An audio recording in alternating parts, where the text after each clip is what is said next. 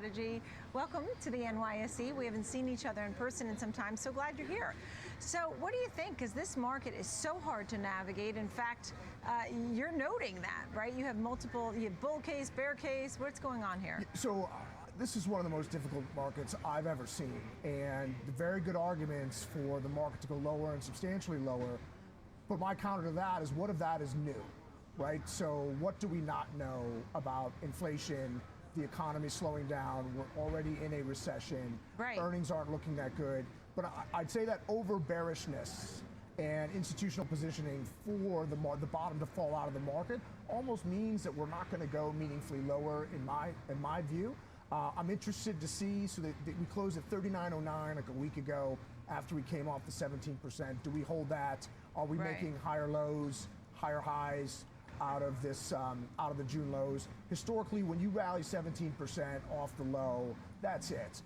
You don't retest it. So I'm kind of in that camp, but I don't see the market running away here either. I think we're waiting on a Fed pivot or a market anticipation of a Fed pivot.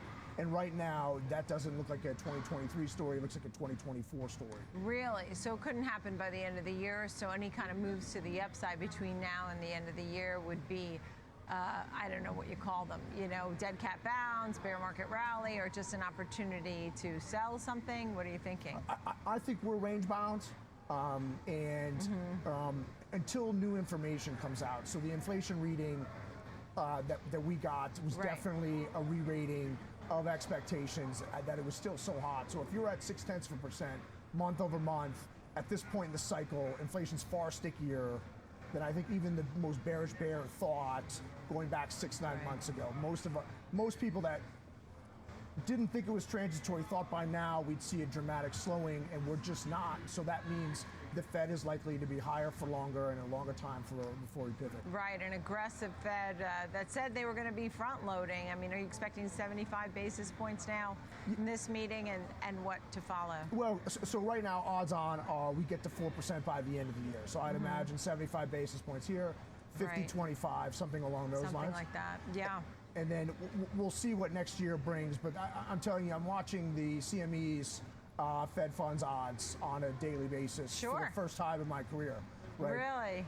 That's so funny. Yeah, I mean, it's something that we've watched over the many, many years because it's so important. And, obviously we know they're going to be making these moves. So you really were talking about the bottom and support levels and how far we are off the bottom. What's the bullish argument? That everyone's bearish, and that contrarian indicators, right? Yeah, okay. But what isn't priced into the market? So what is going to be new news that could make the situation worse, right? Until something worse happens, I think everything's pretty much priced in, and nobody's expecting the economy to really turn on a dime or heat up. So I think with all that stuff baked in, I don't know how much lower we're going to go. But the flip side is, with quantitative tightening and a Fed potentially getting as high as 4.5, where just a month ago we were looking at getting to 3.5 and cutting 25 basis points next year, it's just going to take longer for the market, I think, to make new highs, which is an inevitability. Yeah, understood. New highs. There's a concept, right? I know a lot of the traders have been talking about a potential rally ahead of the midterm election, but as you're saying, that could be short-lived if that were to occur.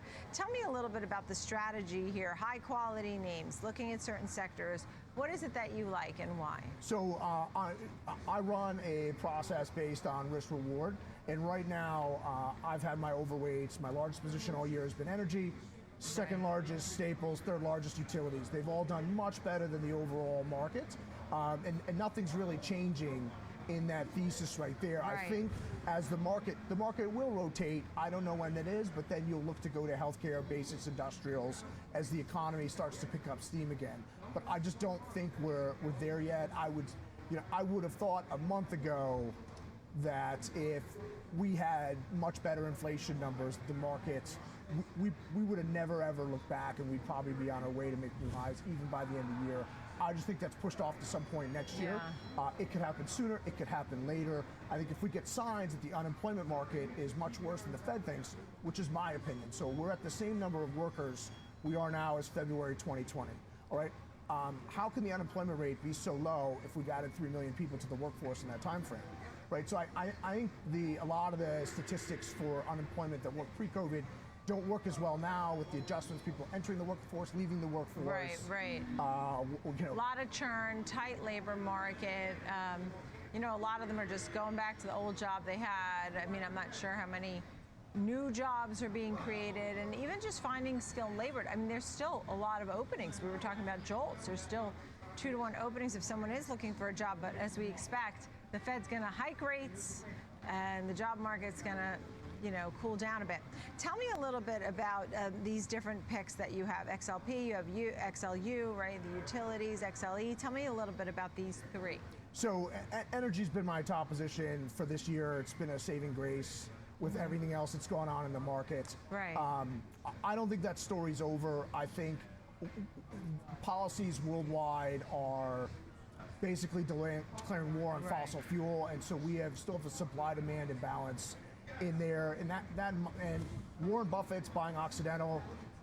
His second largest holding is Chevron, and he's building these positions as I'm talking about this. That's a pretty good value investor in a time when you should be looking at value names. And then staples and utilities, it's just your place to hide where you can stay in the market. And it's if I'm wrong and the market absolutely takes off, well, you're still exposed. And if we have additional sell-offs with this choppy market we're having right now, especially on a risk-adjusted basis, you're going to outperform. Yeah, I mean, those are definitely the defensive plays, and dividend payers too. You get paid to wait at the same time, and Warren Buffett and his team also doing their homework. Michael, it's so great to see you. Come back soon. I always enjoy our conversations. Thank you very, very much. Michael Lee, founder of Michael Lee Strategy.